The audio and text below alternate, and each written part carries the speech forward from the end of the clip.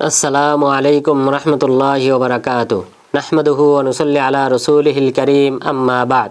সম্মানিত উপস্থিতি, আজকের এই পর্বে আমরা জানব ওযু করা সম্পর্কে।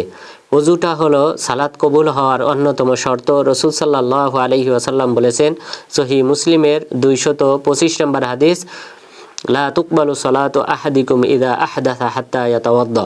তোমাদের মধ্যে কেউ যদি বাতকর্ম করে, অর্থাৎ বায়ু বের হয় কারো, আর সে যদি ওযু না করে তাহলে তার সালাত কবুল হবে না। সুতরাং ওযু করাটা হলো সালাত কবুল হওয়ার অন্যতম একটা মাধ্যম, এবং সেই সাথে সালাত আরও দুই জায়গায় সালাত ওযু করা আমাদের প্রয়োজন হয়ে থাকে। সেটা হলো বাইতুল্লাহ তওয়াফ করার সময় এবং সেই সাথে পবিত্র কোরআন তেলাওয়াত করার সময় আমাদেরকে ওযু করতে হয়। তো এই ওযু করা পদ্ধতি সম্পর্কে আমরা জানব।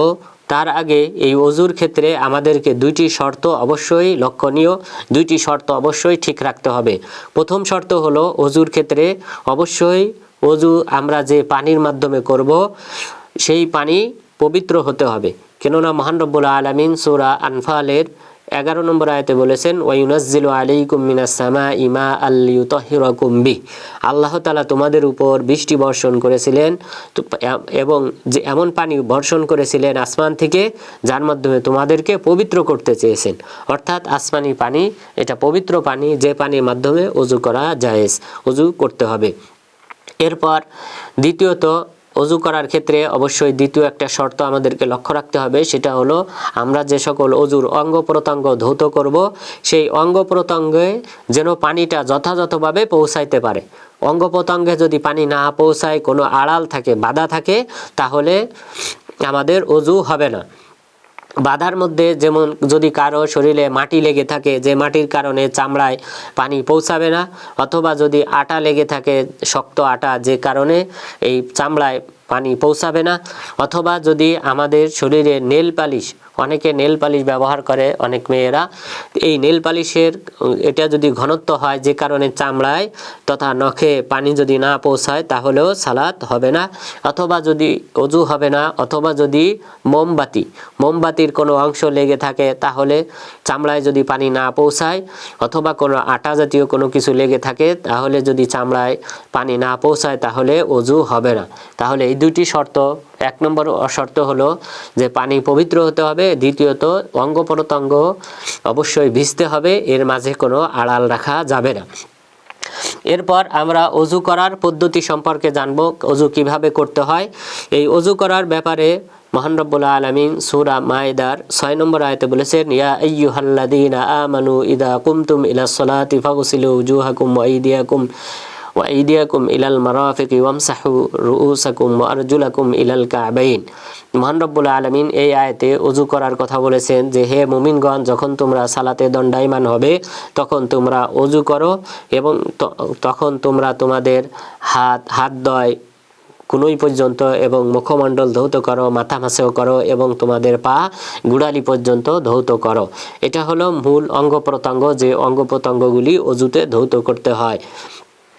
তো ওযুর শুরুতে আমরা প্রথমে বিসমিল্লাহ বলবো, অথবা এর পূর্বে বিসমিল্লাহ বলার পূর্বে আমরা নিয়ত করব অন্তরে যে আমরা ওযু করব, যে ওযুর মাধ্যমে সালাত আদায় করব।